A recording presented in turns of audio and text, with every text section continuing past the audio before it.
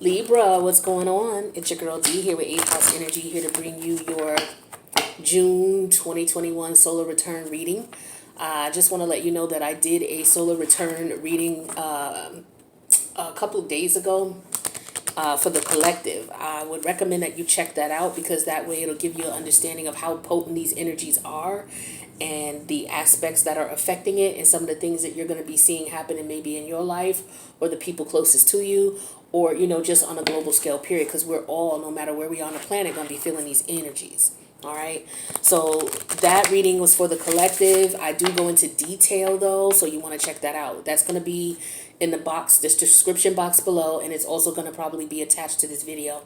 Also, check out the other retrograde videos that I've done. We got Pluto in retrograde, we got Mercury in retrograde, we got Saturn in retrograde. All right, the only one that's not going to be in retrograde all summer is Mercury. But we still have Pluto and Saturn that are going to be in retrograde until October. Towards the end of this month, we're going to have Neptune and Jupiter going into retrograde. They're going to be in retrograde, I believe. Well, I know Neptune's going to be in retrograde until December.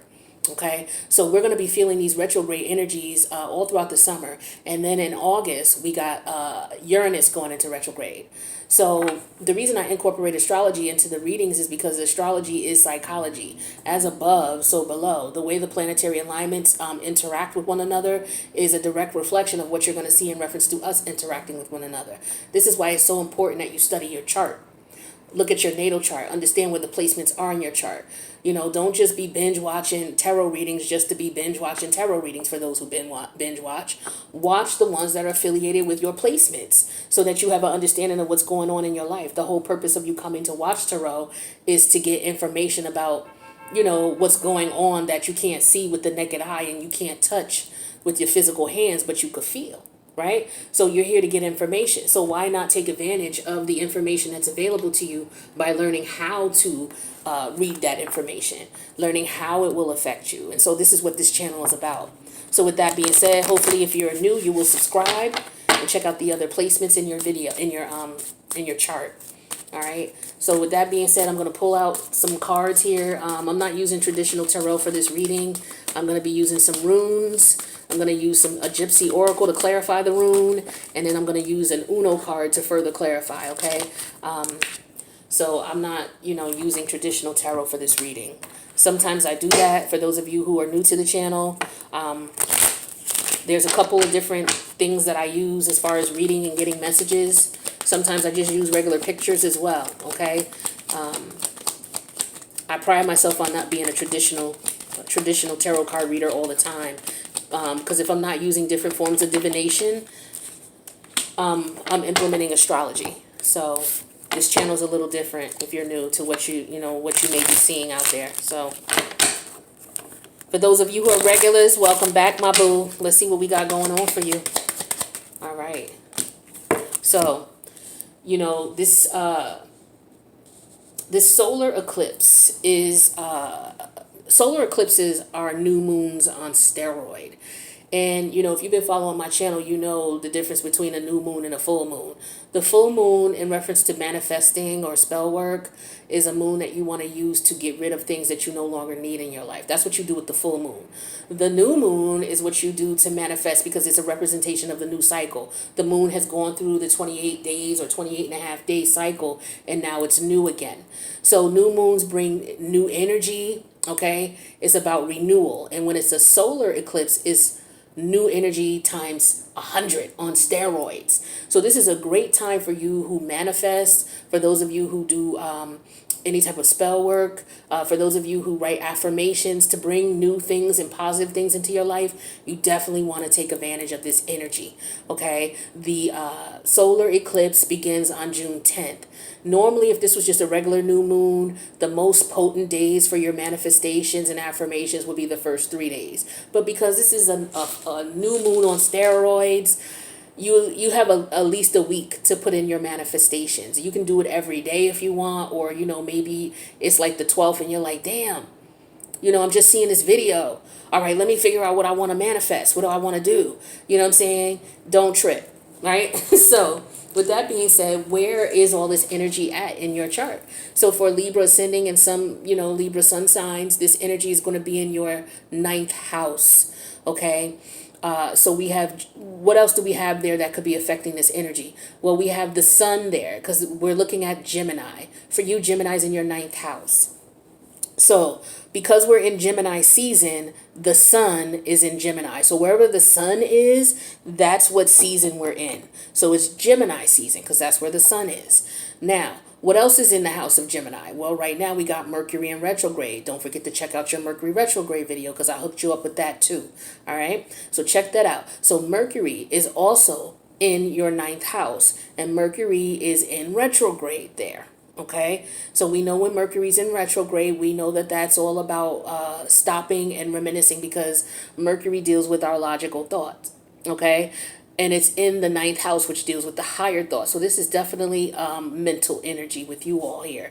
All right, and with the sun there in Gemini and then the moon coming in, the sun and the moon in any house together is good energy. It's a nice balance of, you know, the yin yang energy, masculine, feminine energy. It's a nice balance of masculine, feminine energy. So whatever is going on mentally with you when the lunar eclipse begins on June 10th, you may start feeling these energies earlier than that, of course, depending on who you are and how, you know, in tune you are and what you feel and what you don't feel.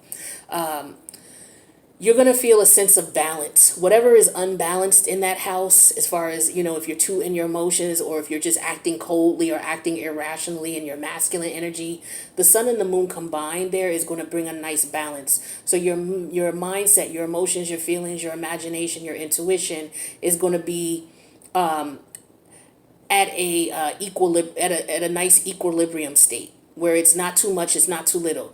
And as a result of your mental being in that state, your actions are going to manifest balance as well. So that's a beautiful thing, right? So what are we talking about? The energies of the ninth house. How is this going to be affecting you? Well, let's take a look. Well, first of all, the ninth house, it deals with your religious beliefs or your spiritual beliefs. It deals with your philosophy on life. Okay, it deals with where you've attained wisdom. So, you know, in order for you to obtain wisdom, you have to have been through some things, experienced some things, learned from it, and then that's where wisdom comes from, right? So the rune that we're using here is the rune called Gebo, and it's spelled Gebo. This is rune number 7. There are 25 runes in all. Each rune has its own unique symbol, and each symbol has its own unique interpretation of what energy it embodies. So Gebo is rune number 7. Now, this rune talks about a sincere gift. It talks about generosity. It talks about offerings, reciprocity, lovers, sexual ecstasy, hospitality, generosity. It talks about bonding a relationship, offerings, building generously or building generosity, sending positive energy. And it also talks about mutual benefit, giving generously, receiving graciously, taking care of yourself and others, sexual harmony, hospitality freely offered, asking what you need, asking for what you need, and a gift freely given. So this is talking about giving gifts, okay? So some of you may have a lover who might be giving you gifts, okay? Or somebody may be coming in wanting to offer you a love connection because we have that clarified with love. Beautiful, right? And then we have that further clarified with the 7 of Pentacles in reverse. Now I say reverse because you see the 7 came out in reverse. Okay, so this is my green energy. The green represents Pentacles for me, and this is the number 7. So that's how I get the 7 of Pentacles for those of you who would like to use Uno cards. I mean, you can do it the way you want, but this is why. This is how I'm doing it. So we're talking about a gift coming in possibly. So some of you could be fixing a relationship, or some of you could be coming to terms with a relationship, whether it didn't work out. And this could be about you choosing yourself because, you know, maybe you're no longer going to put in work and effort into this particular connection because it's not benefiting you. And you realize that self-love warrants you letting this relationship go. So, you know, with the 9th house that talks about the wisdom in a situation. So maybe your philosophy or your experience has put you in a position now where you're able to look at this and say, okay, I learned a lot from that relationship. I learned a lot from that connection. I learned that, you know what, if somebody is not matching me as far as what I give, as far as my love, I realize I'm not going to waste my time, energy, and effort putting time, energy, and effort into a connection like that. So some of you have learned a very valuable lesson. Some of you were in relationships with people who shitted on you, did you dirty. They strung you along. They know you wanted a relationship or a serious connection to take it to the next level, and they didn't want to give that to you. So for some of you, you may be meeting someone who is going to give you that now that you've cut this person off. For others of you, you got to be careful because this person is coming around. Don't forget Mercury retrograde. This person could be coming back to you wanting to tell you that they want to be in a relationship with you and they want to work things out. But this person is going to, again, put no work in. So it just depends on where you are in the situation. And you particularly, you will know what you're dealing with because all you have to do is sit back with the Mercury retrograde energy and reflect on this connection. How much time and energy have you put in based on how much time and energy this person has put in? How does this person know that you want marriage? Does this person know that you want a higher level of commitment? Yeah, they do. Did they give it to you? No, they fucking didn't. But are they coming back for some of you? Yes, they are. Why? Because you have trained them in how to treat you, whether you realized it or not, by allowing them to not put in any work and you still be available to them. You've trained them indirectly on how to treat you. So now that you are ascending and you're growing and you're realizing, hey, this ain't the shit I want here. This is not working out. You're standing your ground with this person.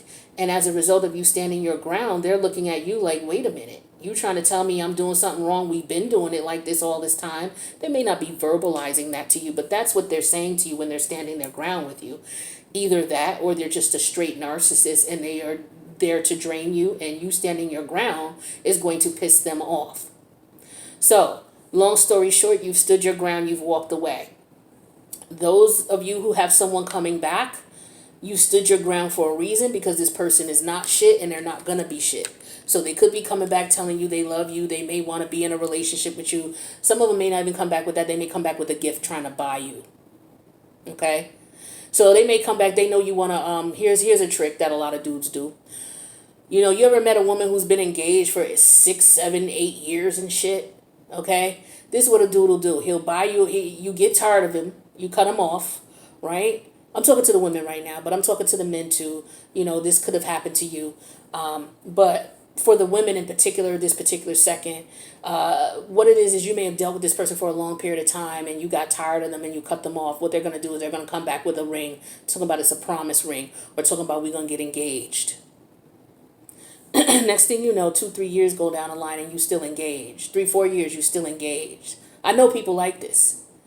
And I just be wondering what the fuck is on her mind that she allows this man to hold her hostage in this relationship, not giving her what she wants, treats her like trash, but yet don't want to let her go. What woman allows a man to do that to her, right? That talks to your self-esteem and your self-respect. So a lot of you have already realized that, and that's why you cut this person off. So, for my men, it could be vice versa. Maybe, this woman wants a ring from you or she wants to be in a relationship with you, but yet she has nothing to offer. She doesn't know what it is to be in a relationship. She doesn't want the responsibility of being in a relationship. She's inconsistent. She doesn't give, the time and energy and effort it takes to get to know you and what it is that you want. She don't want to build because she's too busy out here spending money. All she care about is you providing for her. But, she don't come when you come home, you pay the bills and everything. When you come home, you may, want something to eat. She ain't cooked nothing for you. You come home, the kids is all over the place. Everything all disheveled. The house is a mess. But yet she want to stay home and be taken care of. And so you have to look at it like, damn, I'm putting all this energy and effort into this connection and she ain't doing nothing. She ain't putting no energy and effort into it. I'm tired of this shit. So you leave her be. So now she may come back with promises, I'm going to do better, I'm going to be better. But you already know what it is because you've already been in the trenches with her and you know that that's not the case. So for some of you, as a result of leaving those relationships behind and leaving them permanently, the universe is going to bring you somebody where you're not going to have to work so fucking hard to get what it is that you want. So congratulations, Libra. I would love to know if you've already met this person. So for some of you, this is going to happen after this eclipse energy. Okay, you're going to be more even-minded about it. You're not going to be as in your emotion about it, or you're not going to be as, oh, I love this person so much. You're going to be like, wait a minute, I love me more. So let's see what energies you would need to embody to, get to the point where this is how you feel, and you're able to move forward confidently. I would recommend that you don't take this person back, but you're going to do what you want. You know this person better than I do, so, and I don't even know this person, and I know they ain't shit for some of y'all, so I would recommend that you don't play yourself again, but, do what you will. You have free will. So this is telling you to embody the Jupiter energy. So this is about taking a risk, okay? Moving on, growth, moving forward, looking at the glass half full. So this is about enthusiasm, optimism, generosity, benevolence, beliefs, luck, seeking, travel, positivity, lectures, foreign cultures, teaching, pilgrimage, change, chance, expansion, leaping, exploration, potential. Some of you just need to travel. Some of you may travel and you may meet someone in your travels. But it's all about taking that risk, because you're not getting what you want here.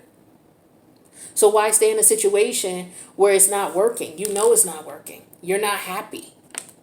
You want real love, right? So the real love starts with the first love, which is you. So you have to decide what's best for you. But that's what I got for you. So if this resonated at all, feel free to click the like button.